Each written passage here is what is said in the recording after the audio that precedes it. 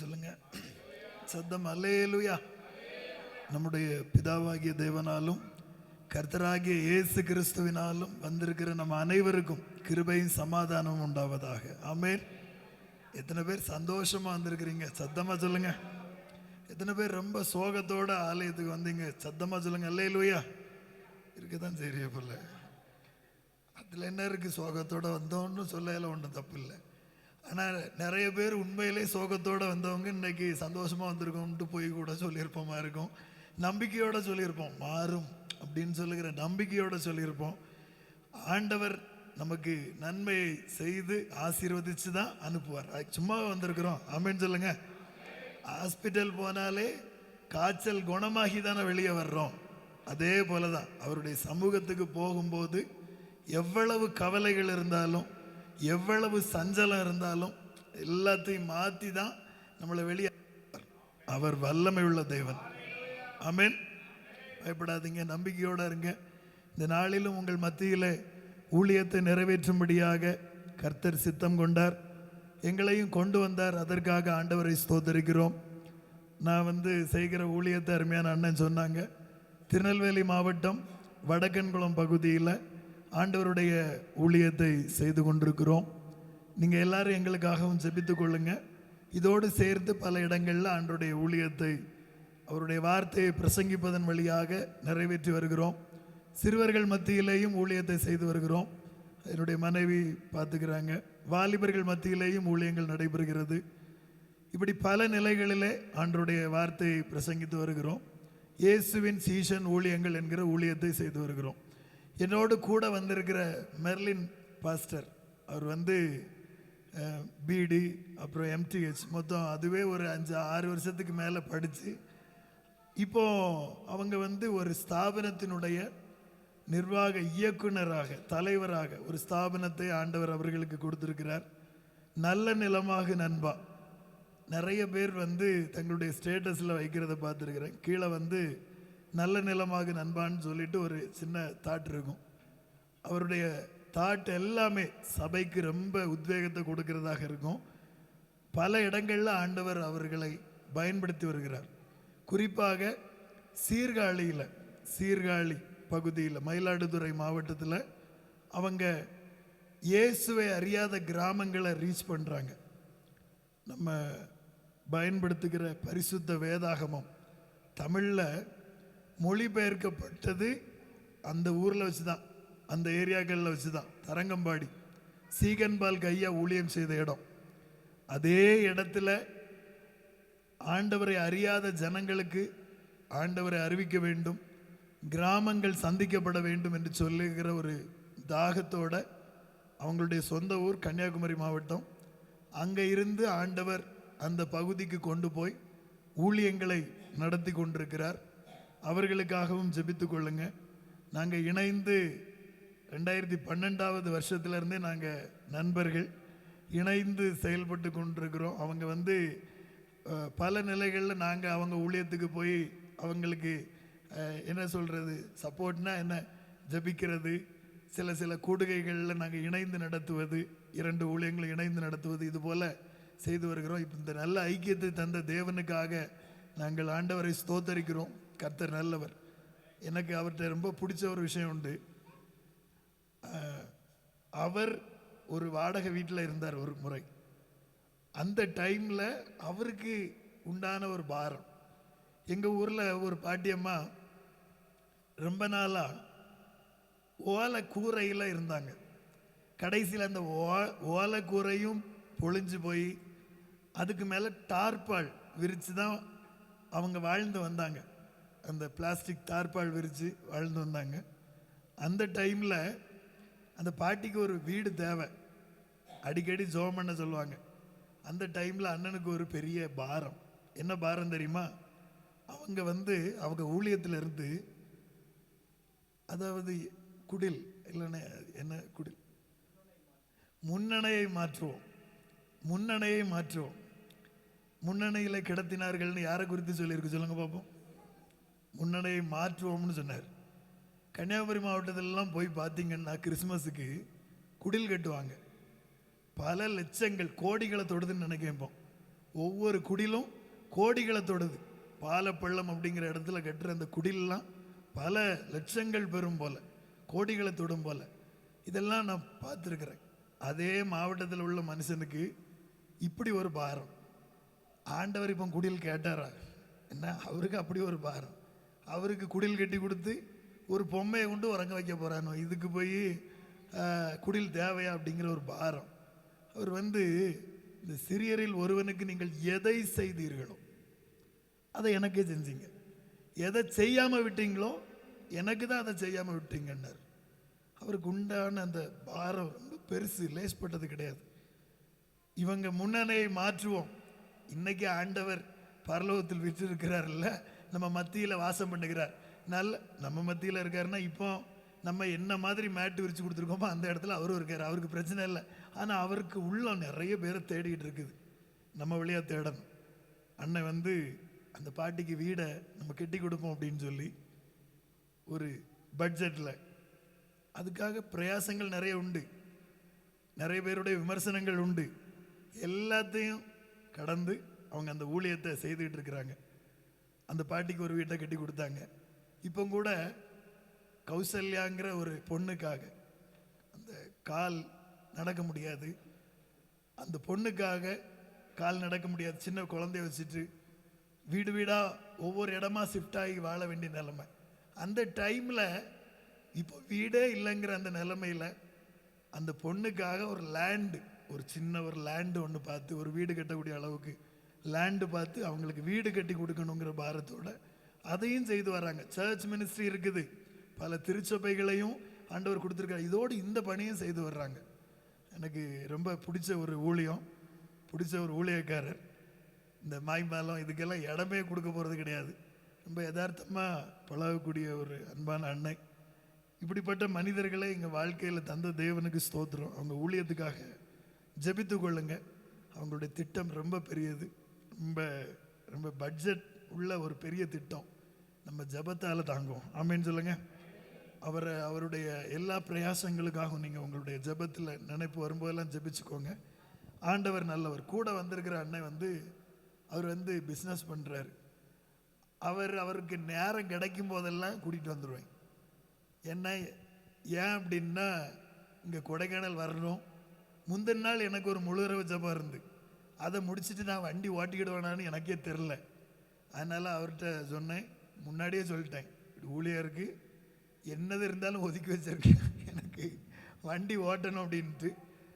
அன்றைய கிருபையினால் வரும்போது ஒரு ஆள் சப்போர்ட்டு கிடைச்சார். இனி போகும்போது அவர் தான் புகலிடம். ஏன் அப்படின்னா, வண்டி ரொம்ப லாங் டிரைவ் பண்ணும்போது டயர்டாயிரும்.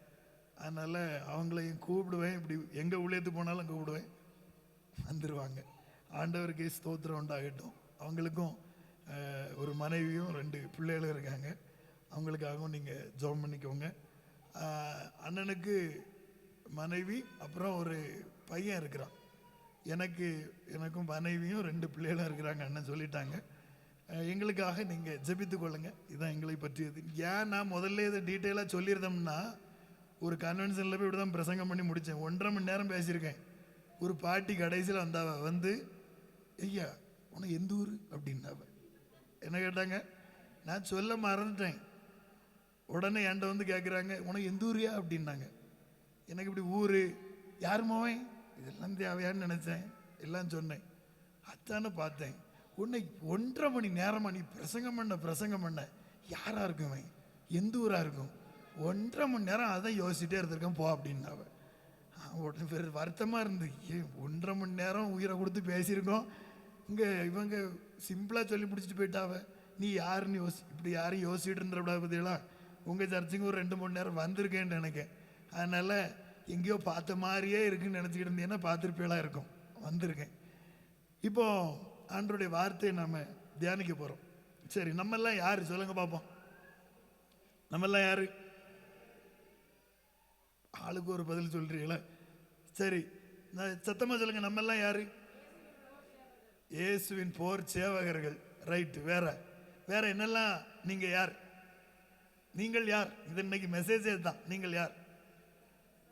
விசுவாசிகள். ரைட்டு. அம்மாவின் உண்மை விசுவாசிகள் மாதிரி வேற எங்கேயும் வெளியே விசுவாசிகளாக இருந்துடக்கூடாது இல்லை. ஆமா, ஆண்டவருடைய விசுவாசிகள், ரைட். அப்புறம் நீங்க ஆண்டவருடைய பிள்ளைகள், வேற ராஜாக்கள் எடுத்து விட்டாச்சு. கீவேர்டு பாஸ்டர் அம்மா சொல்லி விட்ட உடனே ராஜாக்கள், ஆசாரியர்கள். நீங்க எல்லாம் கிறிஸ்தவிகளா இல்லையா? சொல்லவே மாட்டேங்கல. என்ன அது இல்லை, அது தெரியாமலா இருக்கு உனக்கு அப்படின்னு நினைக்கிறீங்களா? நாம் கிறிஸ்தவர்கள், இப்படியெல்லாம் நிறைய பெயர்கள் நமக்கு இருக்கு. நாம் தேவனுடைய ஆலயம். நாம் யாருங்க? நாமே தேவனுடைய ஆலயம். நம்ம ஆலயங்கள் அவருக்காக கட்டுறதில்லை.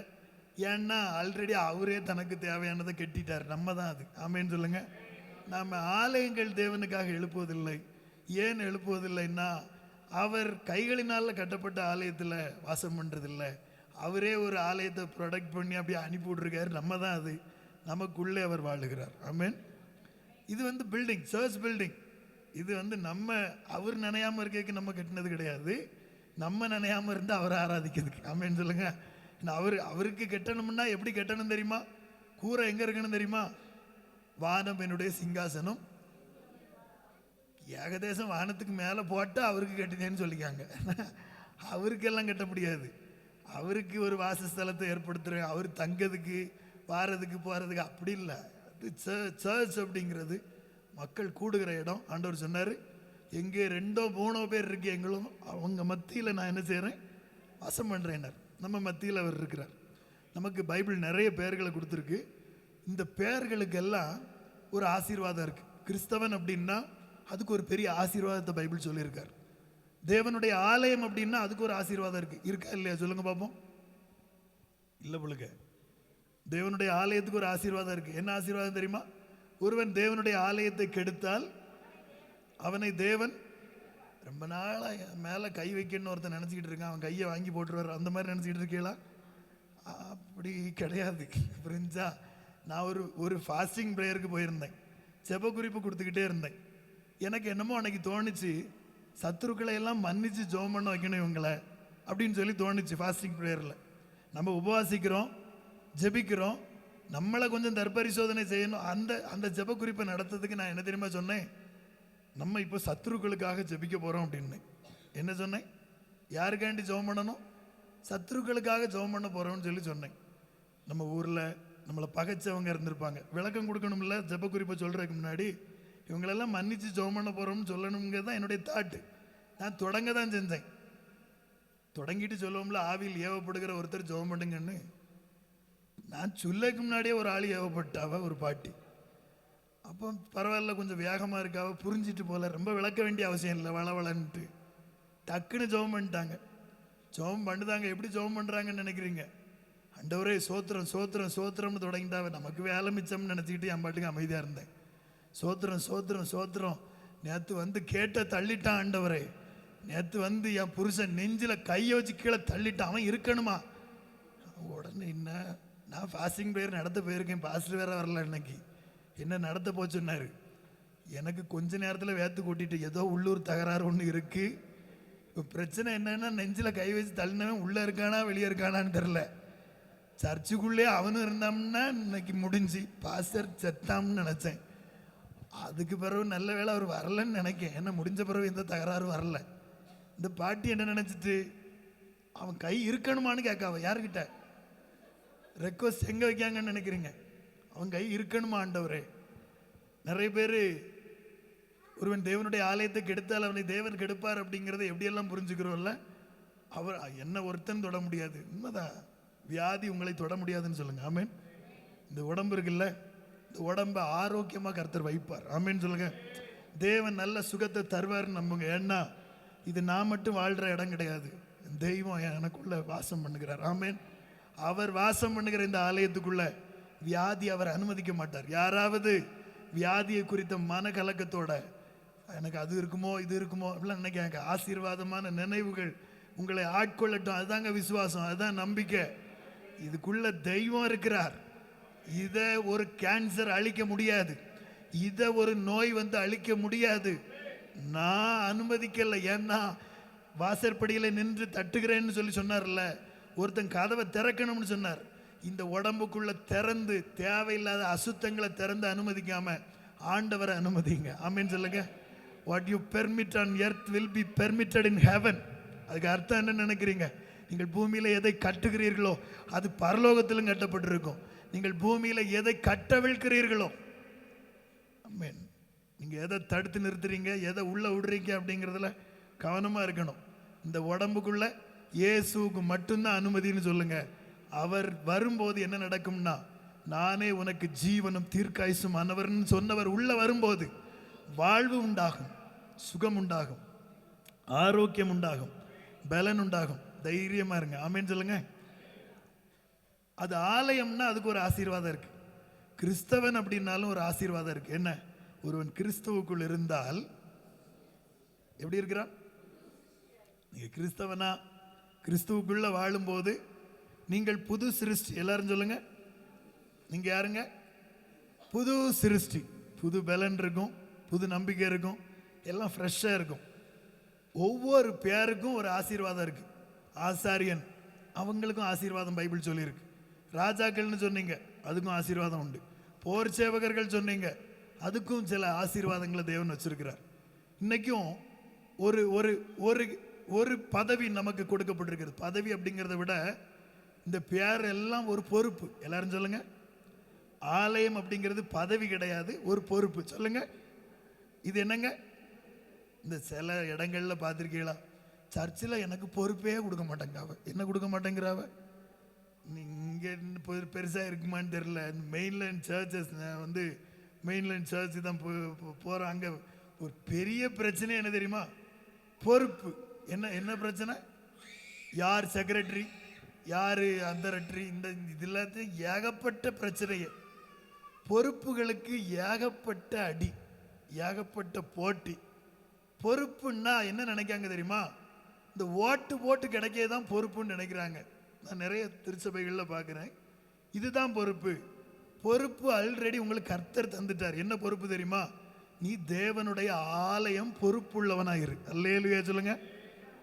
எங்க டயசிஸில் வந்து 2 மனைவி வச்சிருந்தா சர்ச்சில் டீக்கனராக இருக்க முடியாது. 2 மனைவி உடையவர்களை சர்ச்சில் போட்டி போட சர்ச் அனுமதிக்காது. எதுக்குல? இந்த டீக்கனாக வர்றதுக்கோ, சபைகளில் பொறுப்பாக வர்றதுக்கோ, இல்லைன்னா சபையில் ஊழியம் செய்வதற்கோ 2 மனைவிகள் இருந்தால், திருநெல்வேலி டயசிஸில் பார்த்தீங்கன்னா 2 மனைவிகள் அப்படின்னா அங்கே வந்து சபைகளில் பொறுப்புகள் கொடுக்கப்படக்கூடாதுன்னு சொல்லி பிஷப் ஆர்டர் போட்டிருக்காங்களாம். கொஞ்சம் புரிஞ்சுக்கோங்க, இது ஒரு விதமான பொறுப்புன்னு சபை நிர்ணயித்து ஓடிக்கொண்டிருக்கிறது. பொறுப்பு தான், உண்மைதான். இதுக்கு சில குவாலிஃபிகேஷன்ஸ் இருக்கு. கிறிஸ்டியனாக வாழும்போது குவாலிஃபிகேஷன் அப்படிங்கிறத விட ஒரு விஷயத்தை நம்ம நல்லா புரிஞ்சுக்கிடுவோம். இது ஒரு பொறுப்பு அப்படின்னு நினச்சி செயல்படணும். ஒரு அல்லேலூயா சொல்லுங்க. பொறுப்புகளில் ஒரு பொறுப்பை நான் இன்னைக்கு உங்கள் மத்தியில் பேசலான் இருக்கிறேன். அந்த பொறுப்புக்குரிய ஆசீர்வாதங்களை முதல்ல படிப்போமா? என்ன ஆசீர்வாதங்கள்?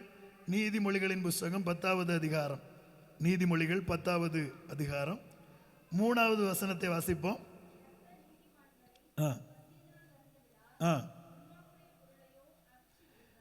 நமக்கு இங்க ஒரு பொறுப்பு கொடுத்துருக்கு, இங்க ஒரு பதவி நமக்கு பெரிய ஒரு என்ன ரொம்ப சந்தோஷத்திற்குரிய ஒரு விஷயம். கடவுள் நம்மள என்ன சொல்றாரு பாருங்க, நம்ம நீதிமான் என்று சொல்லி நீதிமானுக்கு ஒரு ஆசீர்வாதத்தை சொல்றாரு. என்ன ஆசீர்வாதம் சொல்றாரு சொல்லுங்க பார்ப்போம். எல்லாரும் சொல்லுங்க. பசியினால். யாராவது பசியோட ஒரு மாசமா நான் பசியோட படுக்கைக்கு போறேன் அப்படிங்கிறவங்க இருந்தா நீங்க மட்டும் சொல்லுங்க அல்லேலூயா. எல்லாம் சாப்பிட்டு திருப்தியா பரிபூர்ணமா தேவைக்கு அதிகமா குப்பைத்தட்டில் உண்டு கொட்டக்கூடிய அளவுக்கு சிலர் கொடுத்துருக்காருன்னு நினைக்கிறேன். என்ன ஏகப்பட்ட மீதமாகக்கூடிய அளவுக்கு அவளை கொட்டுறது சரி கிடையாது. அதை நான் என்கரேஜ் பண்ணுற மாதிரி சொல்கிறேன்னு நினைக்காதீங்க. மீதம் எடுக்கக்கூடிய அளவுக்கு நிறைய பேர் கொடுத்துருக்கிறார். ரைட். நீங்கள் நீதிமான்களாக இருக்கிறதுனால ஆண்டவர் உங்களை பசியில் வருந்த விடலை. இன்னொரு ஆசீர்வாதம் சொல்லியிருக்கு பாருங்க. நீ 6வது வசனத்தை வாசிங்க. ஆசீர்வாதங்கள் தங்கும். எல்லாரும் சொல்லுங்க. ஆசீர்வதிக்கப்பட்டவங்க எல்லாம் ஒரு அல்லேலூயா சொல்லுங்க. இப்போ நிறைய பேருக்கு டவுட்டாக இருக்கு. ஏன் தெரியுமா? நம்மள தான் கடன்லாம் இருக்கும், ஆசீர்வதிக்கப்பட்டவனாக இருக்கிறோம். கடன், இது வறுமை, இதை இதுக்கும் ஆசீர்வாதத்துக்கும் சம்பந்தப்படுத்தி எல்லாம் பேசக்கூடாது. ஆசீர்வாதம்னா என்ன தெரியுமா? தேவனுடைய ஒரு வல்லமை, தேவனுடைய ஒரு அற்புதமான ஒரு வெளிப்பாடு. என்ன? பரிசுத்தம் அப்படின்னு சொல்லி சொல்கிறோம்ல. இப்போ இப்போ ஃபோன்னா இருக்குது, மைக்கு தான் இருக்குது, டேபிள் தான் இருக்குது, ரீடிங் டேபிள் தான் இருக்குது, சேர் என்ன இருக்குது. பரிசுத்தம்னா என்ன சொல்லுங்க? டேபிளை காட்டிடலாம், மைக்கை காட்டிடலாம். பரிசுத்தம்னா என்ன? அது யாரால மட்டும்தான் கொடுக்க முடியும் சொல்லுங்க பார்ப்போம். அதை கொடுக்கக்கூடிய ஆற்றல் படைத்தவர் யாருன்னு நினைக்கிறீங்க? கர்த்தர் தான், ஆண்டவர் தான். அவர் பரிசுத்தர். அவர் தான் அந்த பரிசுத்தமான வாழ்க்கையை ஒவ்வொருத்தருக்கும் வழங்குகிறார். அவர்கிட்ட இருந்தா நம்ம படிச்சுக்கிறோம், அவர்கிட்ட இருந்தா கத்துக்கிறோம். அவர் தான் இப்படி இருந்தா இதுதான் பரிசுத்தம்னு சொல்லி கொடுத்துருக்கிறார். பரிசுத்தர். அந்த பரிசுத்த வாழ்க்கை அவர்கிட்ட இருந்து கிடைக்குது. பரிசுத்தம் எப்படி தேவனுடைய ஒரு அற்புதமான வல்லமையோ, குணமாக்குதல் எப்படி ஒரு அற்புதமான தேவனுடைய வல்லமையோ, ஆசீர்வாதம் என்பதும் தேவனுடைய ஒரு அற்புதமான ஒரு வல்லமை. ஆமென் சொல்லுங்க. ஒரு வல்லமை. அந்த வல்லமை என்ன செய்யுது தெரியுமா? சில இடங்களில் தம்முடைய பிள்ளைகள் தடுமாறும் போது அவங்கள அவர் ஆசீர்வதிக்கிறார். ஆமென் சொல்லுங்க. ஆசீர்வாதம்னு வரக்கூடிய இடத்தெல்லாம் கோட் பண்ணி படிச்சு பாருங்க. எல்லா இடத்துலையும் கர்த்தர் தான் கனெக்ட் ஆகியிருப்பார். எந்த ஒரு இடத்துலையும் பிசாசு உங்களை ஆசீர்வதித்து உங்களை காக்க கடவுன்னு சொல்லவே முடியாது. ஏன் அப்படின்னா அவனுக்கு பேரே என்ன தெரியுமா? சொல்லுங்க பார்ப்போம். பொய்யன், பொய்க்கு பிதா. இன்னொரு பேர் உண்டு, திருடன். அவன் திருடன், திருடவும் வருகிறான் என்று வேற ஒன்றுக்கும். எந்த திருடனாவது ஒரு ஆள் ஆனால் இப்படின்னு சொன்னார், நம்ம நல்லா இருக்கணும், ஆசீர்வாதமாக இருக்கணும்னு நினைக்கக்கூடிய ஒரே ஆள் திருடன் மட்டும்தான் அப்படின்னார். சொந்தக்காரன் அவ்வளோ பேர் நம்ம அழிஞ்சு போகணும்னு நினைக்கும் போது நம்ம ஆசீர்வாதமாகவே இருக்குன்னு நினைக்கக்கூடிய ஒரே ஒரு ஆள் யார் சொல்லுங்க பார்ப்போம். அப்படி நினைக்கிறீங்க, அப்படி சொல்கிறீங்க. அவர் எனக்கே புதுசாக இருந்து பரவாயில்லையா, அற்புதமான தாட்டாக இருக்க. என்ன, நான் என் சொந்தக்கார பேக அவ்வளோ பேர் நான் விளங்காமல் போகணும்னு நினைக்கும் போது நான் நல்லா இருக்கணும்னு நினைக்கக்கூடிய ஒரு நல்லுள்ளத்தை கண்டேன். அது திருடன் அப்படின்னார். என்ன, நான் நல்லா இருக்கணும்னு நினைக்கானா? ஏன் நல்லா இருக்குன்னு நினைக்கான்? அவன் கொண்டு போகலாம். திருடன் இப்போ ஆசீர்வாதமாக இருக்கணும்னு நினைக்கானா?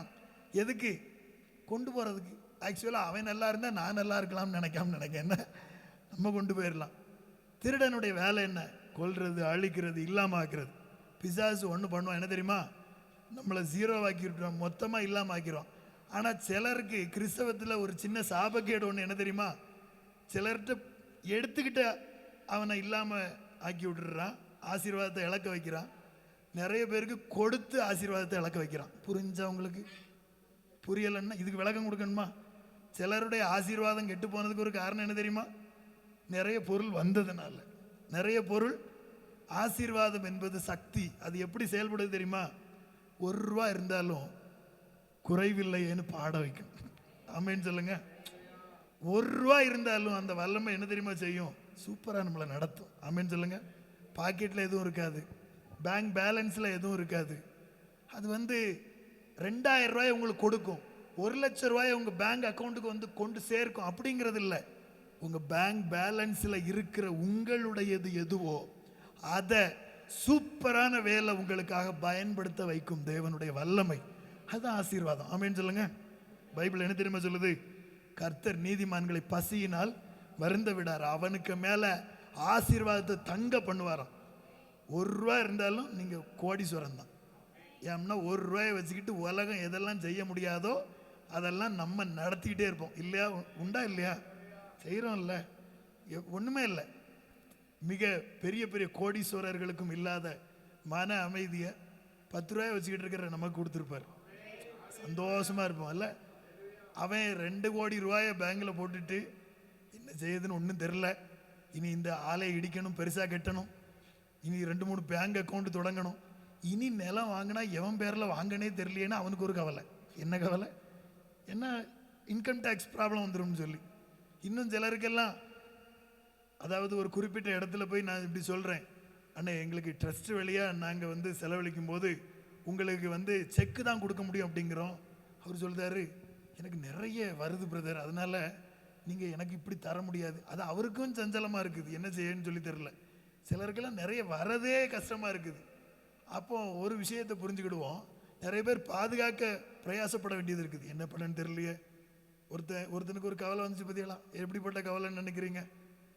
நிறைய பொருள் சேர்ந்துருச்சு, களஞ்சியம்லாம் நிரம்பியாச்சு. களஞ்சியம் நிரம்புனா ஒருத்தன் நிம்மதியாக தானே இருக்கணும். நிறைய பொருள் சேர்ந்துட்டுனா ஒருத்தன் என்ன செய்யணும்? நிம்மதியாக தானே இருக்கணும். அவன் என்ன அவனுக்கு பிளான் என்ன தெரியுமா? இன்னொன்று கட்டணுமே, என்ன செய்யணும், இன்னும் இடித்து பெருசாக கட்டணுமே. இந்த மாதிரியும் வருது சிலருக்கு. ஒன்று சொல்கிறேன், கர்த்தருடைய ஆசீர்வாதம் என்பது இல்லாதவைகளின் மீது மட்டுமல்ல, இருக்கிறவைகளின் மீதும் பலப்படுத்தும். ஆமீன் சொல்லுங்க. அதை ரொம்ப ஸ்ட்ராங்காக ஒரு சிந்தையை அப்படின்னு ரொம்ப ஃப்ரெஷ்ஷாக அதில் வச்சுக்கிடும், ரொம்ப நேர்மையாக வச்சுக்கிடும். ஆமீன் சொல்லுங்க. ஆசீர்வதிக்கப்பட்ட மனுஷன் யாரும் தவறான வழியில் போக மாட்டான். அது ஒரு பொறுப்பு. தேவனுடைய கரத்தில் இருக்கிற நீதிமான்கள் என்பது ஒரு பொறுப்பு. ஆசீர்வாதம் என்பது ஒரு பெரிய பொறுப்பு. ஆசீர்வதிக்கப்பட்ட மனுஷன் தேவையில்லாத இடத்துல கை நீட்ட மாட்டான். ஆமீன். வரவே மாட்டேங்குதே. நான் ஒரு இடத்துக்கு போயிருந்தேன். எங்களுடைய பில்டிங் லைசன்ஸ் இதுக்கு அப்ளை பண்ணணும்னா ஒரு இன்ஜினியர்கிட்ட கையெழுத்து வாங்கணும். இன்ஜினியர்னா கவர்மெண்ட் இன்ஜினியர், சுருக்கமாக சொல்ல வந்து பச்சைங்களை கையெழுத்து போடக்கூடிய அதிகாரம் படைத்த ஒரு கவர்மெண்ட் இன்ஜினியர்கிட்ட போகணும். நான் ஒரு இன்ஜினியர்கிட்ட போனேன். சைன்லாம் போட்டு வாங்குறதுக்காக போயிருக்கிறேன். அப்போ அவர் எல்லாம் முடிச்சிட்டார். ஃபீஸ் நான் முன்னாடியே பே பண்ணிட்டேன். அதுக்கு பிறகு அவர் நிறைய வேலை பார்த்துருக்கார். நான் இப்போ என்ன தெரியுமா சொன்னேன், நான் இன்னும் ஏதாவது ஃபீஸ் தர வேண்டியது இருக்குதான்னு சொல்லி கேட்டேன். நான் கேட்டது என்ன நோக்கத்தில் கேட்டோம்னா, பெண்டிங் இருக்கான்னு சொல்லி தான் கேட்டேன். ஆனால் அவர் என்ன தெரியுமா புரிஞ்சுக்கிட்டாரு, இவன் ஏதோ லஞ்சம் கொடுக்க பிளான் பண்ணி தான் போல நினச்சிக்கிட்டு. அவர் ஒரு முஸ்லீம், பார்த்துக்கோங்க. 5 வேளை தொழக்கூடிய மனுஷன். அது நெத்தியில் கூட காய் பிடிச்சிருக்கும், அப்படியே படுத்து தொழக்கூடிய மனுஷன். அவர் என்கிட்ட சொல்லுதாரு, நான் போயிருக்கும்போது கூட அவங்க சொல்கிறாங்க, பெரியவர் தொழுதுகிட்டு இருக்கிறாங்க, இப்போ வரமாட்டார் அப்படின்ட்டு. சாயங்காலம் போயிருந்தேன், அவர் தொழுதுகிட்டு இருக்காங்க, கொஞ்சம் வெயிட் பண்ணுங்க அப்படின்னாங்க. வெளியே வந்தார். வெளியே வந்த உடனே நான் இப்படி கேட்ட உடனே அவர் என்ன தெரியுமா சொன்னார், நான் ஏதோ லஞ்சம் கொடுக்க முற்படுகிறேனோன்னு நினச்சிட்டு அவர் ஒன்று சொன்னார், 2 சம்பளம் வாங்கினா அல்லாஹ் அடிப்பான். என்ன சொல்கிறாரு? 2 சம்பளம் வாங்கினா. நிறைய கிறிஸ்தவர்களெல்லாம் பார்த்துருக்கேன், பார்த்துக்காங்க. மோசஸ்ன்னு வருவார் செக்கிங்க்கு. என்னென்னு வருவார்? இங்கே யாராவது இருந்தால் தப்பாக நினச்சிக்கிறாங்க. மோசஸ் பேரில் ஜெபராஜ், என்ன வீரர் வீராங்கனைகள் அவ்வளோ பேர் இங்கே தான் இருப்பான். இங்கே பிரதர் அது பெட்ரோல் போடுறதுக்கு ஒரு 400 ரூபா கொடுத்துருங்க அப்படின்னு. எவ்வளோ ரூபா? எதுக்கு? ஆஃபீஸ்க்கு நான் அலையும் போது தான் 400 ரூபா பெட்ரோல் போட்டு தான் வந்தேன். நான் கேட்க வந்தேன், என்ன எல்லாத்துக்கும் ஒரு இபி ஆஃபீஸ்க்கு போயிருக்கிறேன். ஆனால் அதிகாரிகளே திருந்தாலும் மக்கள் திருந்த விட மாட்டான்னு நினைக்கிறேன். இபி ஆஃபீஸ்க்கு போயிருக்கிறேன். அங்கே ஒரு அக்கா, மீட்டரா பிரதர் ஒரு 500 ரூபா கொடுத்துட்டு போயிருங்க அப்படின்னாவ. எவ்வளோ ரூபா? 500 ரூபா கொடுத்துட்டு போயிருங்க. எதுக்குன்னு கேட்டேன். அது நீங்கள் கொடுத்தா தான் அவர் எடுக்க போகிறாருல அப்படின்னார். எங்கே போய்? அவர் அந்த ஊரில் போய் எடுக்க போகணும், அங்கே போய் எடுத்துகிட்டு வர்றதுன்னா சும்மாவா? அது கேட்கும்போது ரொம்ப அதிகாரத்தோடு கேட்குது. அப்போ தான் நம்ம பயப்படுவோம்னு நினைக்க. அவ்வளோ அது சும்மாவா அப்படின்னாங்க. நான் உடனே அவன் போகிறதுக்கும் சேர்த்தானே உங்களுக்கு சம்பளம் தருதுன்னு. உங்களுக்கு விளங்குதா? புரியலையோ? நீங்கள் ஒரு ஆஃபீஸராக இருக்கிறீங்க, அங்கங்கே அலையதுக்காண்டி தான் உங்களுக்கு சம்பளமே கொடுக்குது கவர்மெண்ட்டு. ஃபேனுக்கு கீழே இப்படியே இருந்துட்டு கண்ணை மூடி கர்த்தர் நல்லவர்னு சொல்லிட்டு இருக்க அது சம்பளம் கொடுக்குது கிடையாது. நீ போகிறது எடுக்கிறதுக்கு தான் உனக்கு சம்பளமே கொடுக்குது. அப்போ அதுக்கு எதுக்கு நான் கொடுக்கணும் அப்படிங்க? என் கிட்ட என்னைய மாதிரி ஒரு ஆள் அப்ளை பண்ண வந்திருக்காரு, அது கொடுத்தா தானே வேலை நடக்கும் அப்படின்னாரு. நான் உடனே அவர்கிட்ட, நீங்கள் யார் சார்? நீங்கள் யார்? நானும் அப்ளை பண்ண தான் வந்திருக்கேன், உங்களுக்கும் சேர்த்து தான் பேசிக்கிட்டு இருக்கேன், சத்தம் காட்டாமல் இருங்க அப்படின்னு. நீங்கள் உடனே அவைய சிரிச்சிட்டு, இல்லைனே அது கொடுப்பாங்க பொதுவாக எல்லாரும் ஒரு அன்புனால கொடுக்கறது தானே அப்படின்னவ. என்ன சொன்னாவ? அப்போ அன்புனாலன்னு அன்போட கேளுங்க, அதிகாரத்தில் கேட்டால் என்ன அது சரியில்லை. ஆனால் நிறைய கிறிஸ்தவர்கள், ஒரு சர்ச்சுக்கு போயிருக்கிறேன், ஒரு சர்ச்சில் போய் பிரசங்கம் பண்ணும்போது இப்படி கேட்குறேன். இந்த முதல்வர் எலெக்ஷனுக்கு முந்தின முதல்வர் எலெக்ஷன் நடந்து முடிஞ்ச உடனே நான் போயிருந்தேன். 1 வாரம் கழித்து போயிருக்கிறேன். ஓட்டு போட்டிங்கல்ல, இன்னும் முதல்வர் செலக்ட் ஆகி வரல. அதாவது அந்த ஓட்டு போட்டதுக்கும் எலெக்ஷனுக்கும் இடையில கரெக்டாக போயிருக்கிறேன். நான் கேட்டேன், ஓட்டுக்கு பணம் வாங்காமல் ஓட்டு போட்ட கிறிஸ்தவர்கள் இருந்தீங்கன்னா கரங்களை உயர்த்தி ஒரு அல்லேலூயா சொல்லுங்க அப்படின்னு சொல்லி அந்த சர்ச்சில் கேட்டேன். ஒரு மனுஷன் சொல்லலையே. இந்த கொயரில் ஒரு 10 பேர் உட்கார்ந்தது, அதில் ஒரே 2 அந்த மாதிரி நினைக்கேன் கை உயர்த்தி அல்லேலூயா சொன்னாங்க. சர்ச்சு முழுக்க அமைதி. உடனே நான் கூட புரியாமல் தூங்குறவங்க எல்லாம் ஒரு அலையிலியா சொல்லுங்கன்னா தூங்காத ஆளுகள்லாம் அலையிலியா சொல்லும், பார்த்துருக்கீங்களா? அதே மாதிரி எதுவும் நினச்சிக்கிட்டு உட்கார்ந்துருக்க அவ்வளோ நினச்சி திரும்பவும் கேட்டேன் இல்லை. நான் கீழே இறங்கி போகிறேன். அன்னைக்கு சகேயுவை பற்றி அங்கே பேசியிருந்தேன். பேசும்போது சொன்னேன், சகேயு கூட மனம் திரும்பி வரும்போது இப்படி சொன்னார், நான் யாரிடத்திலும் எதையாகிலும் அநியாயமாக வாங்கினது உண்டானால் எத்தனை மடங்கு திருப்பி கொடுத்துட்றேன். அநியாயமாக வந்த வருமானம் எனக்கு வேண்டாம், அதை எத்தனை மடங்கு திருப்பி கொடுத்துருந்தேன், 4 மடங்காட்டு கொடுத்துருந்தேன் அப்படின்னு சொல்லி சகையை சொன்னார். இன்னைக்கு ஞான ஸ்நானம் பெற்றாச்சு, திருவிருந்தில் பங்கு பெறுறோம். நம்ம இந்த உணர்வுள்ள இருதயத்துக்குள்ளே வரலன்னா எப்படி அப்படின்னு சொல்லிட்டு பிரசங்கம் பண்ணி முடிச்சுட்டு கீழே இறங்கி வந்தேன். எங்கள் ஒரு சாதாரண ஒரு என்ன சொல்கிறது, ரொம்ப ஏழ்மை நிலையில் இருக்கக்கூடிய ஒரு அண்ணன். அவர் பார்த்தாலே தெரியுது, ரொம்ப சிம்பிளாக இருக்கிறார். வந்தார். நிறைய பணக்கார மனிதர்கள் இருக்கிறாங்க அந்த சர்ச்சில். ஆனால் அந்த மனுஷன் ஓடி வந்தார். நான் என்னுடைய மனைவி முன்னாடி நின்றுட்டு இருந்தோம். ஓடி வந்து ஒரு விஷயத்த சொல்கிறாரு, பிரதர் நான் எலெக்ஷனுக்கு பணம் வாங்கிட்டேன், ஒரு ஓட்டுக்கு 1000 ரூபா வச்சு 4000 ரூபா வாங்கிட்டோம்னார். வீட்டில் 4 ஓட்டு உண்டு. எத்தனை ஓட்டு? ஒரு ஓட்டுக்கு 1000 ரூபா கொடுக்காமனா பெரிய வில்லனோலாக இருப்பான்னு எனக்கு. என்ன ஒரு ஓட்டுக்கு கவர்மெண்ட் பஸ்ஸில் 2 ரூபா மிச்சம் முடிக்காண்டி பஸ் யாருன்னு மணிக்கூர் கணக்கில் நிற்க ஆளுவலை பார்த்துருக்கேன். 1000 ரூபாய் அள்ளி வீசானே, அசால்ட்டாக அள்ளி வீசாங்க. எவ்வளோ ரூபா கொள்ளையடிக்க போகிறான்னு தெரில. 1000 ரூபா இதுக்காக அப்படின்னு சொல்லி 4000 ரூபா வாங்கிட்டேன். இப்போ என்ன செய்யுது அப்படின்னாரு. நான் எல்லாத்தையும் செலவழிச்சு விட்டேன்னா, இப்போ நீங்கள் சொல்லுறத கணக்கை பார்த்தா 4 தனையாக திருப்பி கொடுக்கணும்னா 4000 ரூபாய்க்கு எவ்வளோ ரூபா வைக்கணும்? அவ்வளோ ரூபாய் என்கிட்ட இல்லையே, எல்லாம் செலவழிச்சு விட்டேன்னு அப்படின்னாரு. உடனே அவர்கிட்ட சொன்னேன், என்ன இருக்கட்டு, இனி பாவம் செய்யாதீங்கன்ட்டு தான் ஆண்டவர் சொல்லியிருக்காரு. இனி பாவத்துக்குள்ளே போயிடாதுங்க, இனி அது வேண்டான்னு சொல்லுங்கள். இந்த பொருளாதாரத்தில் ஒரு நேர்மையை காட்டுங்க. என்ன, நான் ஆசீர்வதிக்கப்பட்டவன் அப்படின்னு சொல்லுங்கள். அல்லேலூயா சொல்லுங்க. நான் ஆசீர்வதிக்கப்பட்டவன். சிலர்லாம் இது வரும்போது துணிஞ்சு கடை வாங்குவான். எங்கள் ஊரில் நிறைய பேர் இருக்கான். எப்படி தெரியுமா? எலெக்ஷன் வரப்போகுதுன்னா ஒருத்தர்கிட்ட கடை கேட்கும் போது எப்படி கேட்கான் தெரியுமா? மற்றவன் கொண்டு வருவான், இப்போ 2000 ரூபா கொடு, அவன்கிட்ட வாங்கி அவன்கிட்ட தந்துடுறது. எப்படி இது என்னது ஜாமீன் கொடுத்த மாதிரி. என்ன கடன் வாங்கிறதுக்கு இந்த பினாமியா நாமினியா என்னமோ கேட்பாங்கல்ல, இந்த மாதிரி இந்த கடன் கேட்கும்போது கூட அடுத்த வாரம் கொண்டு தருவான். முடியே 2000 ரூபா அவன்கிட்ட வாங்கி நேரம் வாண்ட தந்துடுறது இல்லை. இது எவ்வளோ பெரிய மோசமான காரியங்கள் எல்லாம் சபைகளுக்குள்ளேயே நடந்துக்கிட்டு இருக்கு தெரியுமா? இந்த மாதிரி நடந்துக்கிட்டு இருந்தாங்க. இவங்களுக்கெல்லாம் என்ன நினைப்பு தெரியுமா? இன்னும் ஆசீர்வாதம் தாரும் ஆண்டவரே. சிலர்லாம் நான் நினைக்கேன், இப்படியும் ஜெபம் பண்ணதுக்கு வழி இருக்குன்னு நினைக்கேன். ஆண்டவரே, இந்த அரசியல்வாதியை கொண்டு என்னை போஷித்தபடினாலே நன்றி கர்த்தாவே. ஆமேனா தெரியாமல் சொல்லியிருப்பேன்னு நினைக்கேன். இந்த அரசியல்வாதியை கொண்டு, அது சாப பணம், அது சரி கிடையாதுல்ல. அது என் குடும்பத்துக்குள்ள நுழையிறவே கூடாது, சரி கிடையாது. தேவையில்லாத பணம் என் வீட்டுக்குள்ள. இந்த நீதிமான்னு சொல்லி நான் ஏன் அடிக்கடி சொல்லணும் தெரியுமா? அவன் முன்னால் நிற்கும் போது நான் கர்த்தராலே கழுவப்பட்ட நீதிமான். ஆமேன்னு சொல்லுங்க. ஃபாதர் ஐயா இதை உணர்ந்து தான் பாடினாங்க. நீதிமான் நான், நீதிமான் நான், இரத்தத்தாலே கழுவப்பட்ட நீதிமான், இயேசுவின் இரத்தத்தாலே கழுவப்பட்ட நீதிமான். என் முன்னால் அவன் கொண்டு வந்து நிறுத்தும் போது, இந்தா செலவுக்கு வச்சுக்க, என்னமோ அவன் பணத்தை எடுத்து தர மாதிரி, என்ன செலவுக்கு வச்சுக்க.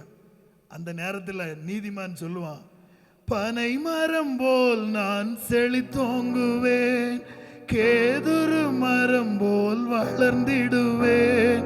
பனை மரம் போல் நான் செழித்தோங்குவேன், கேதுரு மரம் போல் வளர்ந்திடுவேன். கர்த்தரின் இல்லத்தில் நாட்டப்பட்டு முதிர் வயதிலும் நான் கனிதருவேன். கர்த்தரின் இல்லத்தில் நாட்டப்பட்டு முதிர் வயதிலும் நான் கனிதருவேன். நீதிமான் நான், நீதிமான் நான், இரத்தத்தாலே கழுவப்பட்ட நீதிமான், இயேசுவின் இரத்தத்தாலே கழுவப்பட்ட நீதிமான். நீதிமான் பசியினால வருந்த மாட்டான். நீதிமானுடைய கரம் அநேகரை போஷிக்கும். நீதிமானுடைய பிரயாசம் ஜீவனை தரும்னு சொல்லி இருக்குது. ஒரு விஷயத்தை புரிஞ்சுக்கோங்க, நீதிமான் என்கிறது பெரிய பதவி கிடையாது. நீதிமான் என்பது பொறுப்புள்ள ஒரு இடம். ஆமேன்னு சொல்லுங்க. அவன் ஒரு ஒரு ஒரு மோசமான காரியத்துக்கு முன்னாடி நிற்கும்போது கர்த்தர் என்னை கழுவி நீதிமான் ஆக்கியிருக்கிறார். நீதிமான்கிறது நீங்க சம்பாதிச்சது கிடையாது. அதை நம்ம முதல்ல புரிஞ்சுக்கிடணும். நீதிமான் என்பது நான் சம்பாதிச்ச பட்டம் கிடையாது. சிலர் சொல்லுவாங்க தெரியுமா, பின்னாடி போட்டுப்பாங்கல்ல PhD, பின்னாடி போட்டுப்பாங்கல்ல நான் இன்னும் படிச்சிருக்கிறேன், எம்ஃபில் முடிச்சிருக்கிறேன். இது படித்து சம்பாதிச்சது. உங்கள் பேருக்கு பின்னாடி நீதிமான்னு போடுறது நீங்க படித்து உழைச்சி சம்பாதிச்சது கிடையாது. அது பழைய ஏற்பாட்டில் அப்படி ஒரு பிரமாணம் இருந்துச்சு. எப்படிப்பட்ட பிரமாணம் தெரியுமா? நம்ம எப்படி இருந்தால் தான் நீதிமான் ஆக முடியும்ட்டு பைபிள் சொல்லுது அப்படின்னா வாசிப்போம். எசேக்கியேல் 18வது அதிகாரம். நீதிமான் யாருன்னு பழைய ஏற்பாட்டினுடைய விளக்கம் என்ன தெரியுமா? நீதிமான் கிறிஸ்துவுக்கு முன்பதாக நீதிமான் என்கிற ஒரு பொசிஷனுக்கு பைபிள் சில கட்டுப்பாடுகள் வைத்திருந்தது. என்ன? 5வது வசனம், எசேக்கியேல் 18:5 வாசிங்க. அதான், ஒருவன் நீதிமானாய் இருந்து நியாயத்தையும் நீதியையும் செய்து, நல்ல கவனிங்க, மலைகளின் மேல் சாப்பிடாமலும்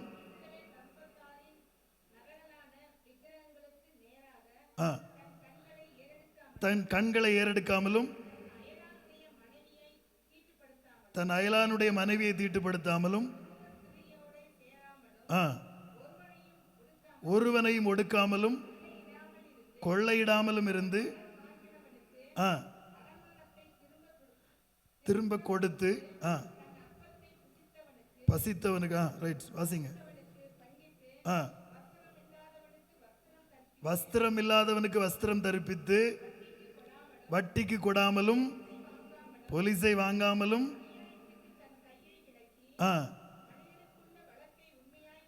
எவ்வளவு எவ்வளவு காரியங்கள் பாருங்க. நீதிமான் யாருன்னு சொல்லி அங்க எழுதி இருக்குது. இதெல்லாம் நீதிமானுடைய பொறுப்புகள். ஆமேன்னு சொல்லுங்க. இப்ப புதிய ஏற்பாட்டில் இதை எப்படி புரிஞ்சுக்கிடணும் தெரியுமா? பட்டம் வந்துட்டு பொறுப்பு. ஆமேன்னு சொல்லுங்க. இது செத்து போனதுனால கொடுக்கப்பட்ட, யாரோ ஒரு செத்து போனதுக்காக கொடுக்கப்பட்ட இலவசமா அந்த மாதிரிப்பட்ட ஒரு பதவி கிடையாது. சம்பாதிச்ச சொத்து. யார் சம்பாதிச்ச சொத்துன்னா, இப்போ நான் நீதிமான் என்று சொல்வது நான் இப்படி வாழ்ந்து சம்பாதிச்சது கிடையாது. இயேசுவின் ரத்தத்தால் கழுவப்பட்டு நான் நீதிமான் ஆக்கப்பட்டிருக்கிறேன். ஒரு அல்லேலூயா சொல்லுங்க. என்ன நடக்கு பாருங்க. இதெல்லாம் செய்து 9வது வசனம்,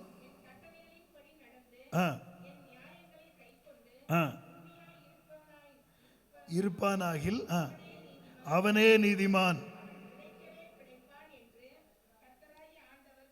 நீதிமானுக்கு கிறிஸ்துவுக்கு முன்பதாக கொடுக்கப்பட்ட விளக்கம் இது.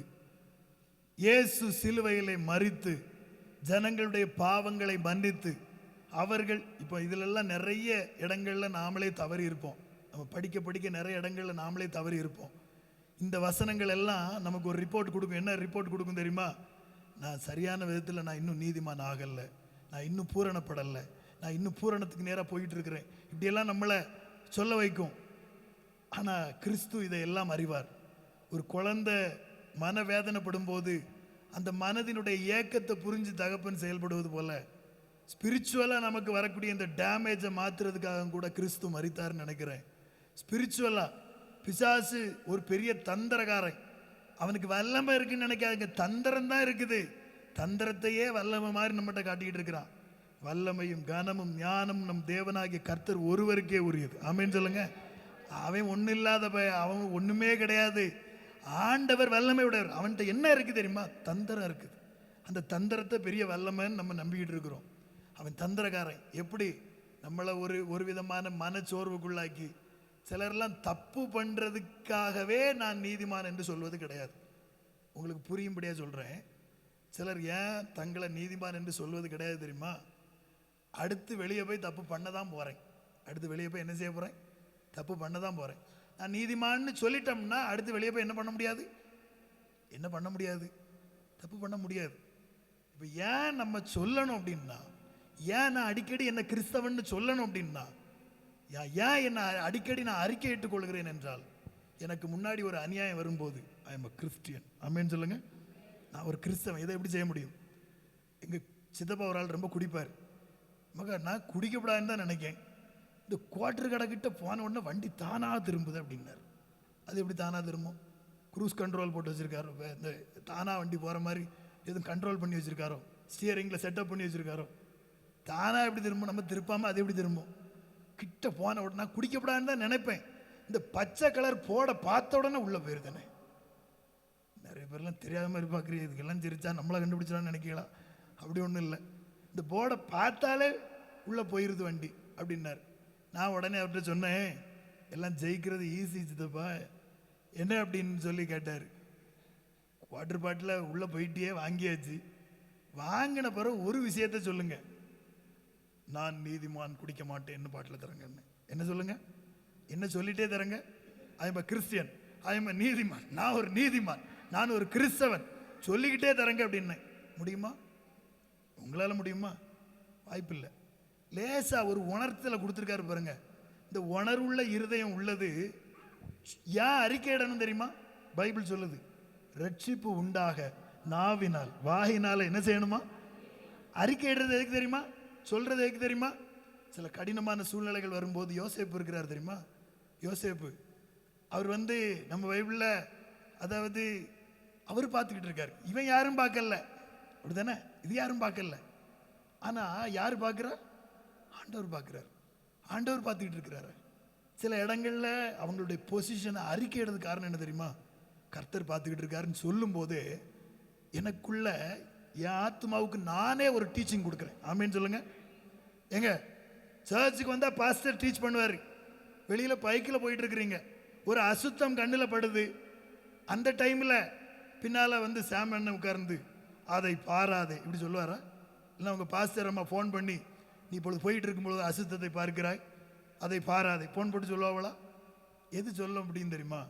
உங்கள் ஆத்மாவை பார்த்து நீங்கள் சொல்லணும், என் ஆத்மாவே, என் கண்ணே, அதை பாராதே. நீங்கள் தான் டீச் பண்ணணும்.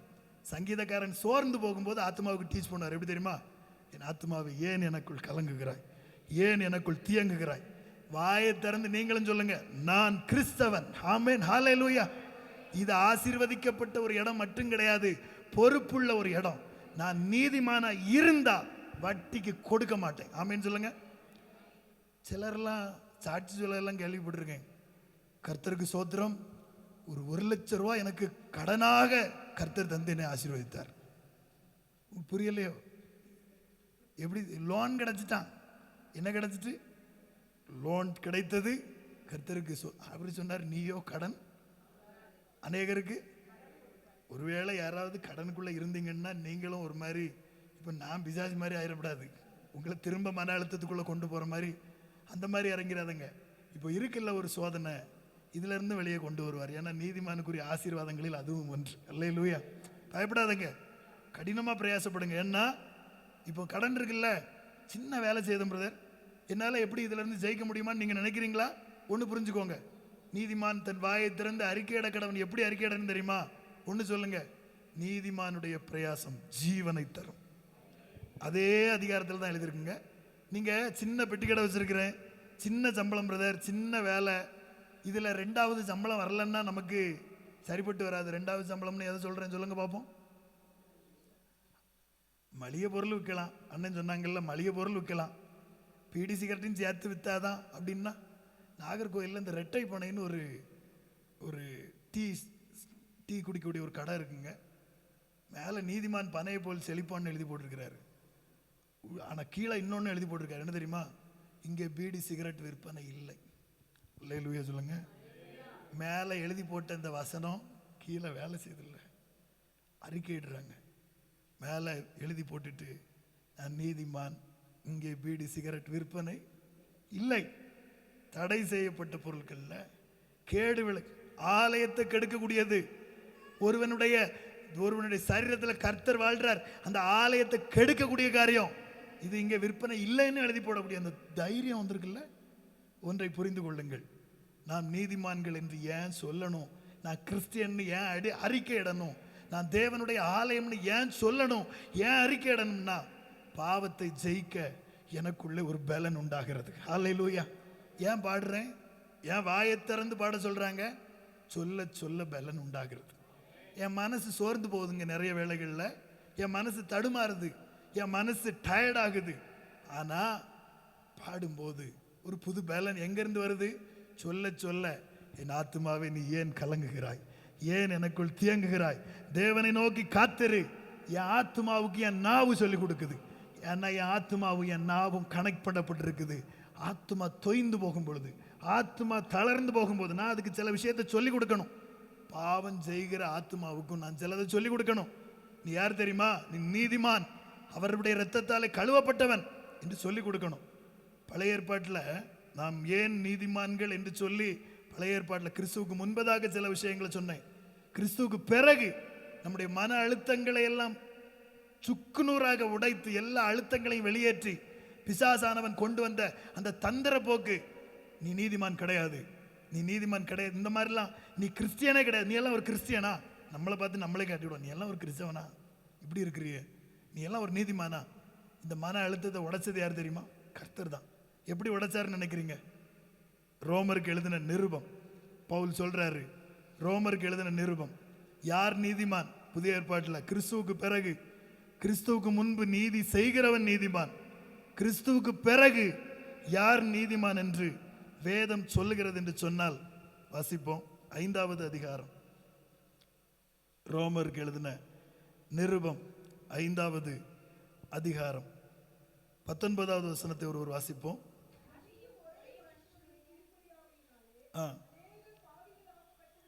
அதாவது ஆதாம் செய்த செயலுக்கு ஒரு விளைவு இருந்தது. என்ன செயல் தெரியுமா? அவன் செய்த மீறுதல், அவனுடைய பாவம், அவனுடைய அநியாயம், அவனுடைய பின் ஜெனரேஷனை, அவனுக்கு பிறகு வரக்கூடிய அந்த சந்ததிகளை எப்படி பாதிச்சது தெரியுமா?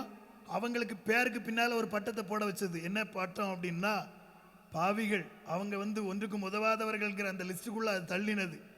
கிறிஸ்துவுக்கு பிறகு என்ன நடந்ததுன்னு அங்கே எழுதியிருக்குது பாருங்க. ஒருவனுடைய கீழ்ப்படியாமை அநேகரை பாவிகள் ஆக்கினது போல, ஒருவருடைய கீழ்ப்படிதலினாலே அநேகர் நீதிமான்கள் ஆக்கப்படுவார்கள். ஆதாமினுடைய செயலை விட கிறிஸ்துவினுடைய செயல் வலிமையானது, வல்லமையானதுன்னு சொல்றவங்க மட்டும் ஒரு அல்லேலூயா சொல்லுங்க பாப்போம். சத்தமா சொல்லுங்க அல்லேலூயா. ஆதாமினுடைய கீழ்ப்படிதலுக்கு ஒரு தண்டனை இருந்தது, கிறிஸ்துவினுடைய கீழ்ப்படிதலுக்கு ஒரு ஜீவன் இருந்தது. அவருடைய கீழ்ப்படியாமை அவருடைய பிள்ளைகளை தண்டித்தது, இவருடைய கீழ்ப்படிதல் அவருடைய பிள்ளைகளை நீதிமான்கள் ஆக்கி வைத்திருக்கிறது. நீங்க படிச்சு சம்பாதிச்சது கிடையாது. ஒரு அல்லேலூயா சொல்லுங்க. நீங்க யாருங்க? படிச்சு PhD போட்டவங்க கிடையாது, அப்பாவுக்கு வேலை பிள்ளைக்கு கிடைச்சிருக்கு. அல்லேலூயா. புரியுதா உங்களுக்கு? சிலர்லாம் கவர்மெண்ட் வேலையில் படிச்சு கூட உள்ள நுழைய முடியல, ஆனா சிலர் ஈஸியா உள்ள நுழைஞ்சாங்க. எப்படி நுழைஞ்சாங்க? எப்படி நுழைஞ்சாங்க? வீட்டில் உள்ள ஒருத்தனை ஜாவ கொடுத்தா கூட அரசாங்க வேலையில் நுழைஞ்சிடலாம் உங்களுக்கு. என்ன அப்படியே இருக்குல்ல, ஃப்ரீயா. என்ன இங்கேயும் ஒருத்தரை சாக கொடுத்ததுனால பின்னால ஒரு பட்டம், கிறிஸ்து நமக்காக மரித்ததுனால. அல்லேலூயா சொல்லுங்க. அவர் நமக்காக மரித்ததுனால இது கிடைச்சிருக்கு. இப்போ நீங்க என்ன தெரியுமா சொல்லணும்? இலவசமா வாங்கி வச்சாச்சு, சும்மா இருக்க முடியாது. இலவசமா வாங்கி வச்சாச்சு, எனக்கும் இதுக்கும் சம்பந்தமே கிடையாதுங்க, இந்த பியாருக்கும் எனக்கும் சம்பந்தமே கிடையாது. ஆனா கிடைச்ச பிறகு அண்ணன் சொன்னாங்க தெரியுமா, பாஸ்டர் வீட்டில் இன்னும் வளர்ந்ததுனாலே தப்பு பண்ணக்கூடாதுங்கிற ஒரு நினைப்பு. ஏன் சொல்லுங்க பார்ப்போம். யார் பேர் கெட்டு போயிடும்? தம்பி மாதிரிலாம் பாஸ்டர் கூடவே சுற்றிக்கிட்டு இருக்கிறாங்க. லேசாக தவறிட்டோம்னா சாம் பிரதர் தான் கொண்டே நடந்தார். என்ன என்ன என்ன சொல்லுவாங்க? உண்மை உண்மை விளங்குதா உங்களுக்கு? இப்போ இவங்க எல்லாம் கூடயே சேர்ந்து சுற்றுறாங்க. ஏன் ஸ்ட்ரிக்டாக வைக்க வேண்டியது அவசியம்னா இன்னொன்று இருக்குது, அதில் அவருடைய நலமும் அதில் இருக்குது. உண்மையா பொய்யா? விட முடியாத. ஏன் விட முடியாது? ஒன்று கர்த்தர் கொடுத்த பாரம், இன்னொன்று இவன் லேசா. இப்போ ஒரு உதாரணத்துக்கு சொல்லுது, ஐயா ஏதாவது நினச்சிடாங்க, இப்போ ஏதாவது ஒரு சின்ன விஷயத்தில் லேசாக தடுமாறிட்டாருன்னா சாம் பிரதர் தான் பைக்கில் பின்னாடி வச்சு கூப்பிட்டு போனார். நான் பார்த்தேன். இல்லை டீ கடையில் குரூப்பாக டீ குடிக்கும் போதே நினச்சேன் சொல்லிடுவாங்கல்ல. நான் சொல்கிறேன், இலவசமாக வாங்கியாச்சு, தெரிஞ்சோ தெரியாமலோ பாஸ்டர் வீட்டில் வளர ஆரம்பிச்சாச்சு, அப்பா வீட்டில் வளர ஆரம்பிச்சாச்சு. அம்மேன்னு சொல்லுங்க. ஒரு காலத்தில் பண்ணி திங்கிற தவிடு கூட இல்லாமல் இருந்தா இளையகுமாரன், இப்போ அப்பா வீட்டுக்குள்ளே வந்தாச்சு. அம்மேன்னு சொல்லுங்க. இப்போ எப்படிப்பட்ட ஆள் தெரியுமா? அவன் பன்றி தின்கிற தவிடு கூட இல்லாமல் கிடைச்ச ஆள்லாம் கிடையாது. இப்போ அவன் நம்பிக்கையோடு பாடலாம், பிள்ளையாக இருக்கிறேன். அம்மேன்னு சொல்லுங்க. அவர் எனக்கு தகப்பனாக இருக்கிறார். அதாவது ஒருத்தன், இப்போ நான் பேச பேச உங்களுக்கு ஒரே ஒரு வசனம் ஞாபகத்துக்கு வந்துட்டே இருக்கும். பைபிள் கூட என்ன சொல்லுது? ஒருத்தன் 2 பேர் ஜெபம் பண்ண போனார்கள். ஒருத்தன் எப்படி ஜெபம் பண்ணா? ஒருத்தன் எப்படி ஜெபம் பண்ணா? முதல்ல உள்ள ஆளை சொல்லுங்க. ஆண்டவரே, வாரத்தில் 2 முறை, 3வது சனிக்கிழமை 2வது சனிக்கிழமைன்னா உங்க பாதத்தில் தானே கிடப்பான் ஆண்டவரே. என்ன எல்லாத்துலேயும் தசம பாகம் கொடுக்க, எல்லாம் கரெக்ட், எல்லாத்தையும் பேசிட்டு அதோட விட்டா பரவாயில்ல. நம்ம ஆளுகளுக்கு விளங்காத குணம் என்ன தெரியுமா? அந்த ஆயக்காரனை போல் இராததினால் நீ செய்யது பூரா செய்ய, அவன் செஞ்சதை உன்னை அவன் சொல்லி காட்ட சொன்னது என்ன? இது நிறைய பேருக்கு ஒரு சோகக்கேடு.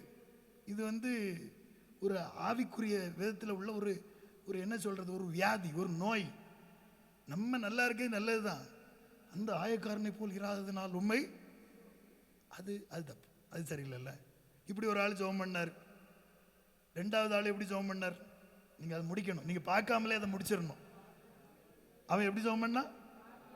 என்மேல். சரி, அதுக்கு பிறகு கர்த்தர் என்ன சொன்னார்? ரிப்போர்ட் எப்படி கொடுத்தார் சொல்லுங்க பாப்போம்.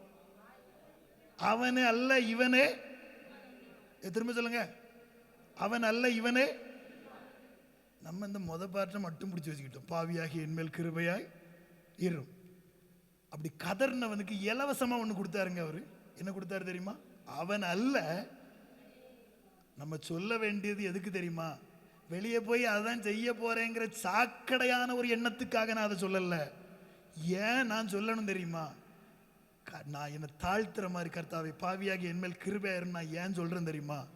தாழ்மை உள்ள உன் மேல கிருபை தங்குமா? ஆமேன்னு சொல்லுங்க. ஒரே ஒரு ரீசன் தான்.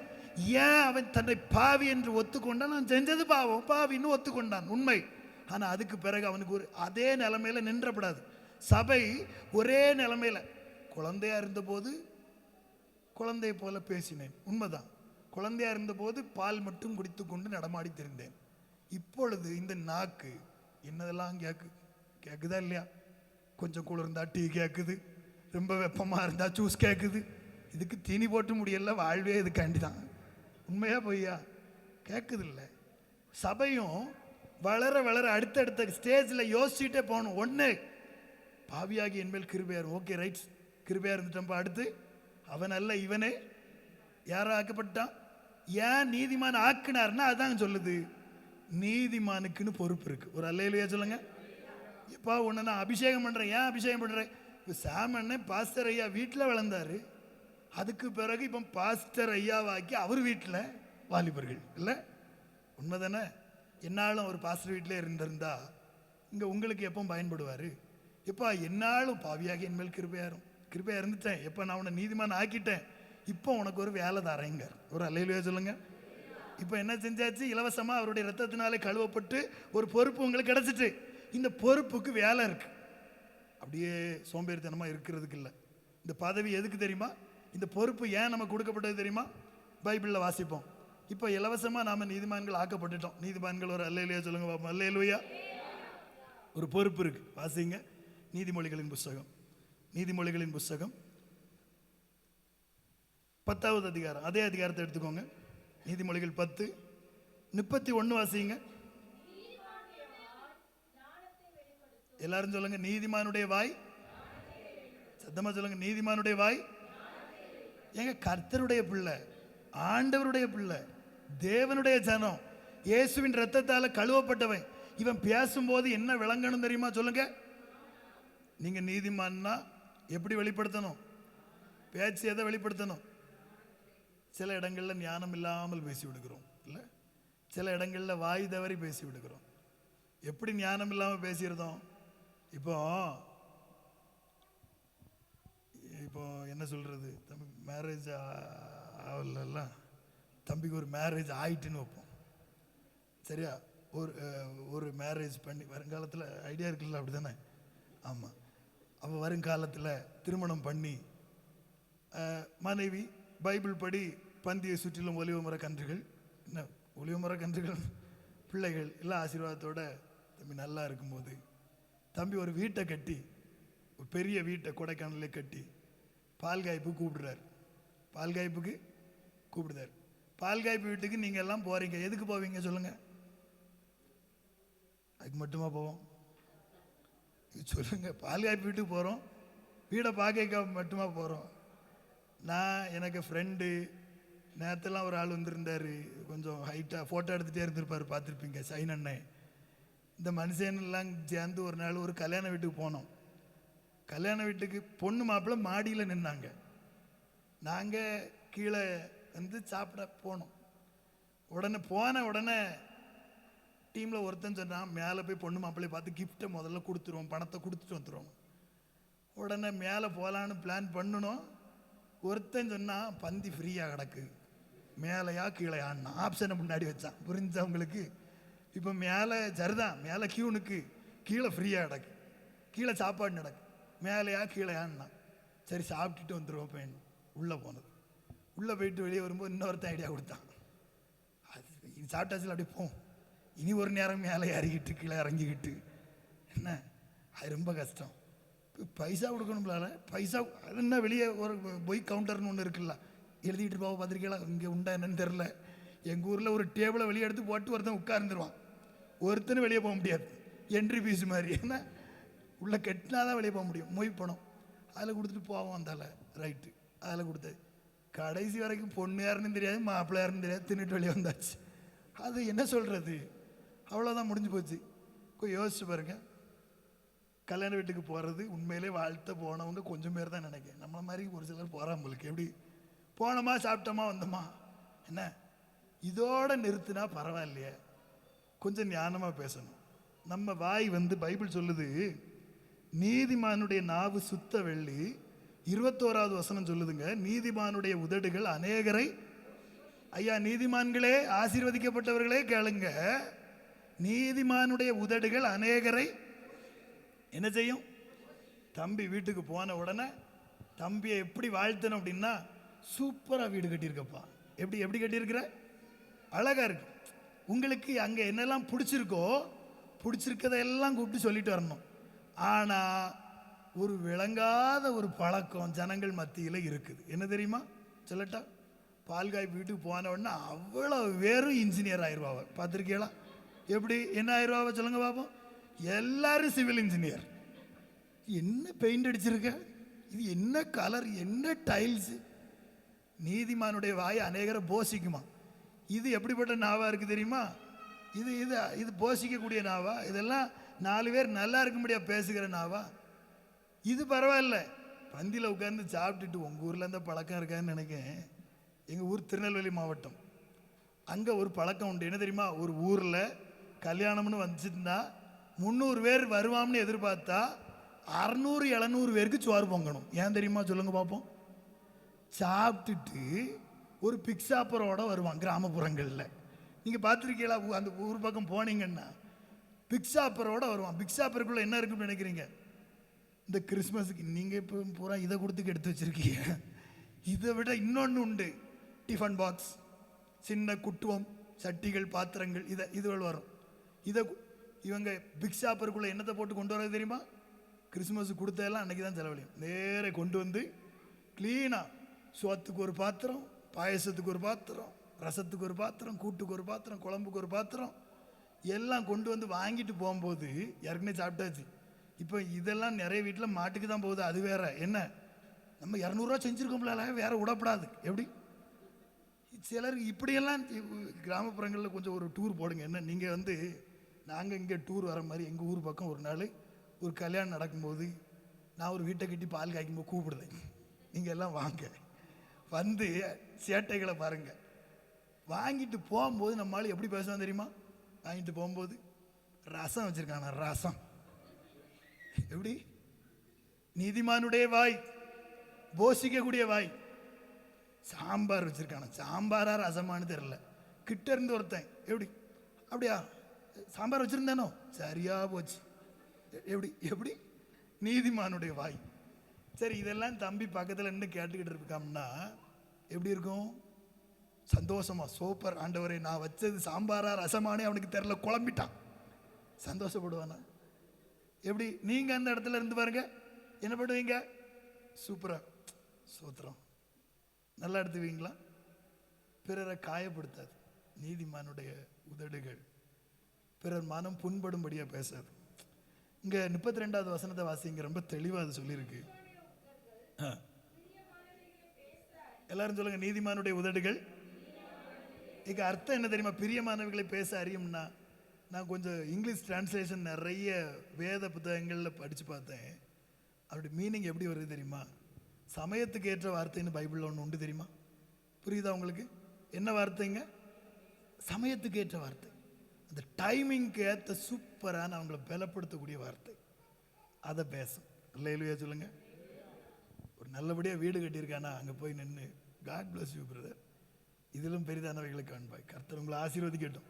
இது பேசக்கு சம்பளமாக கொடுக்கணும். நான் சொல்கிறேன், நான் கொடுக்குற 200 விட 500 விட அவங்களுக்கு அது பெருசாக இருக்கும்.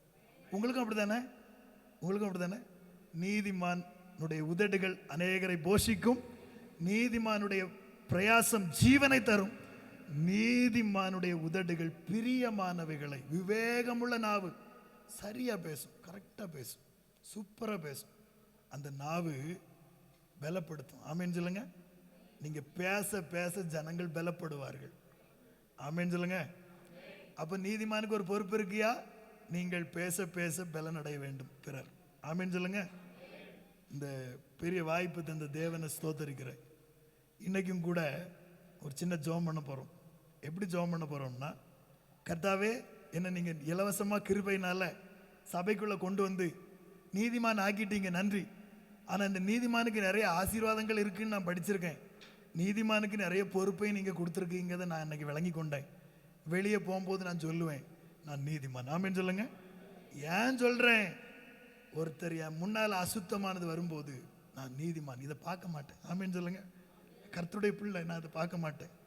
நான் தேவனுடைய ஜனம், இதை தொட மாட்டேன். அசுத்தமான நினைவுகள் வருகிறதா? தேவையில்லாத நினைவுகள் வருகிறதா? சில தேவையில்லாத விஷயங்களுக்கு அடிமைப்படுத்துகிற சூழ்நிலைகள் வருகிறதா? சகோதரர்களே, அந்த சூழ்நிலையில தைரியமா சொல்லுங்க, அவர் ரத்தம் என்ன கழுவி என்ன நீதிமான் ஆக்கி வச்சிருக்கு. ஆமேன் சொல்லுங்க. அவர் என்ன நீதிமான் ஆக்கிட்டாரு. நான் இதை செய்யறது எப்படி? யோசேப்பு ஓடினது காரணம் என்ன தெரியுமா? அவர் யாருங்கிறது அவருக்கு தெரிஞ்சிருந்து. ஆமேன் சொல்லுங்க. அவர் யாருங்கிறது அவருக்கு தெரிஞ்சிருந்து. நான் யாருன்னு எனக்கு தெரியணும். ஏன் தெரியுமா? அது என்ன பாவத்திலிருந்து ஜெயிக்க பண்ணுது. இதுதான் முக்கிய காரணம். அது என்ன பாவத்தை ஜெயிக்க வைக்குது, பலனை கொடுக்குது. பரிசுத்த ஆவியானவர் ஆவியினுடனே கூட சாட்சி கொடுக்கிறார். எதுக்கு? எப்படி சாட்சி கொடுக்கார் தெரியுமா? நாம் தேவனுடைய பிள்ளைகளாக இருக்கிறோம் என்பதற்கு ஆவியானவர் நம்முடைய ஆவியுடனே கூட இணைந்து சாட்சி கொடுக்கிறாராம்.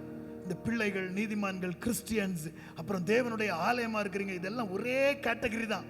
நீங்க எல்லாம் தேவனுக்கு வேணுங்கிறத வலியுறுத்தக்கூடிய வார்த்தைகள். இது எல்லாத்துக்கும் சாட்சி கொடுக்கிறது யார் தெரியுமா? அந்த தைரியத்தை உங்களுக்கு தந்தது எது தெரியுமா? இயேசுவின் ரத்தம். அதை உறுதிப்படுத்துறது எது தெரியுமா? பரிசுத்த ஆவியானவர். ஆமென் சொல்லுங்க. ஆவியானவர் நம்முடைய சுதந்திரத்தின் அச்சாரமா இருக்கிறார். எப்படி இருக்காரா? ஆவியானவர் யாருங்க? அவர் யாருங்க? அச்சாரம். அச்சாரம்னா கேரண்டி. ஒரு பொருள் உடஞ்சிருச்சுன்னா அப்படியே விடுறதில்ல. கேரண்டி இருந்துன்னா புதுப்பித்துக் கொள்ளலாம். தேவைப்பட்டா புதுசா கூட வந்துடும். நம்ம இருதயம் அங்கங்கே டேமேஜ் ஆகுது இல்லை? ஆவியானவர் நமக்கு இருக்கிறார், தேற்றரவாளன். அவர் நம்மை பலப்படுத்துகிறார். அல்லேலூயா சொல்லுங்க. எல்லாரும் அப்படியே கண்களை மூடி ஒரு நிமிஷம். அல்லேலூயா.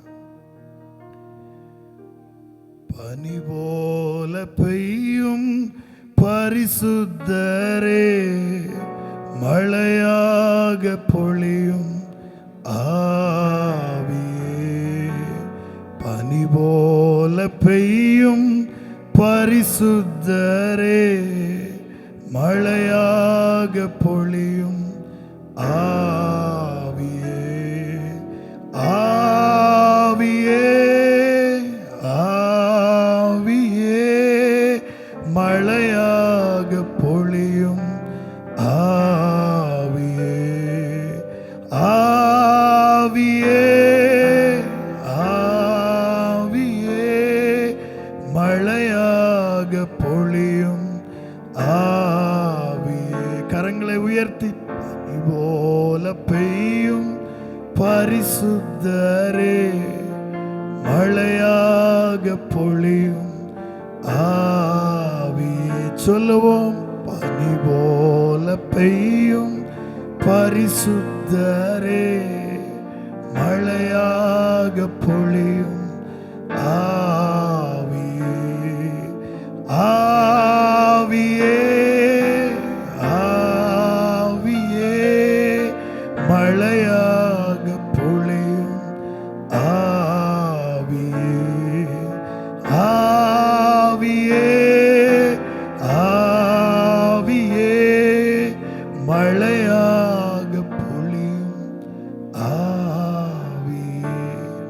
பாவியா இருக்கிறேன் ஆண்டவரே.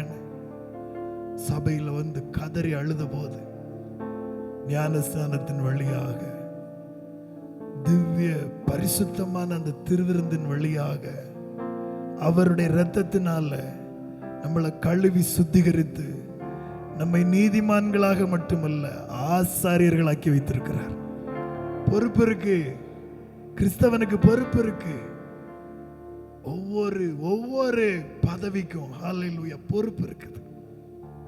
ஆவியானவரே, எங்கள் சுதந்திரத்தின் அச்சாரமானவரே, நாங்க நீதிமான்னு எங்களை ஒத்துக்கொள்ள வைக்கிறதே நீங்க தான்ப்பா. என்ன அதுக்கு நிறைய ரெஸ்பான்சிபிலிட்டி எடுத்துக்கிட வேண்டியது இருக்குது.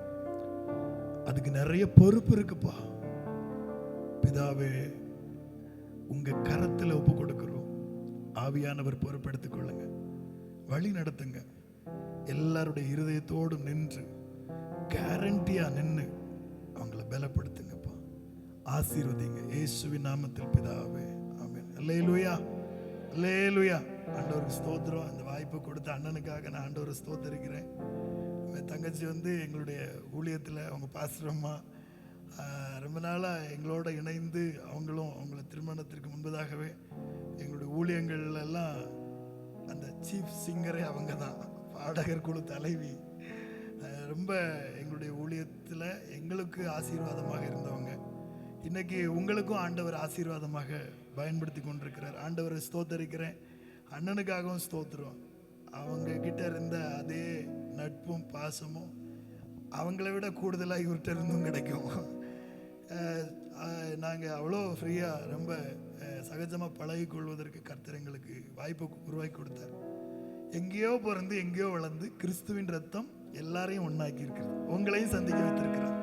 கர்த்தருக்கு ஸ்தோத்திரம் சொல்கிறோம். கர்த்தர் நம்ம எல்லாரையும் ஆசீர்வதிப்பாராக. ஆமென். தேங்க்யூ அண்ணே, தேங்க்யூ. கண்களை மூடி, என் ஆத்துமாவே கர்த்தரை ஸ்தோத்திரி, என் முழு உள்ளமே பரிசுத்த நாமத்தை ஸ்தோத்திரி.